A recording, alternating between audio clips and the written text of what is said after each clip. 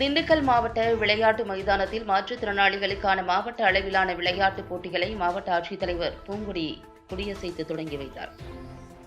திண்டுக்கல் மாவட்ட விளையாட்டு அரங்க மைதானத்தில் மாற்றுத்திறனாளிகளுக்கான விளையாட்டுப் போட்டிகள் மாவட்ட ஆட்சித்தலைவர் பூங்கொடி தொடங்கி வைத்தார். இதில் வயது மற்றும் உடல் குறைபாடுகளின்படி வகைப்படுத்தப்பட்டதன் அடிப்படையில் ஓட்டம், நீளம் தாண்டுதல், தொடர் ஓட்டம், குண்டு எறிதல், நின்று நீளம் தாண்டுதல், வட்டத்தட்டு எறிதல், உருளைக்கிழங்கு சேகரித்தல், கிரிக்கெட் பந்து எறிதல், தடை தாண்டி ஓடுதல், நடைப்போட்டி என பல்வேறு வகையான விளையாட்டுப் போட்டிகள் ஆண்கள் மற்றும் பெண்களுக்கு நடத்தப்பட்டன. இந்த போட்டிகளில் அக்ஷரா சிறப்பு பள்ளி, அம்மா இல்லம், வில்லியன் சிறப்பு பள்ளி, குருகுல் சிறப்பு பள்ளி, அவார்டு சிறப்பு பள்ளி, ஆர்வி சிறப்பு பள்ளி, பிஎம்பி சிறப்பு பள்ளி செம்பட்டி, புது உதயம் சிறப்பு பள்ளி, ஆர்சிட் சிறப்பு பள்ளி ஆகிய பள்ளிகளைச் சேர்ந்த 175 மாணவ மாணவிகள் கலந்து கொண்டனர்.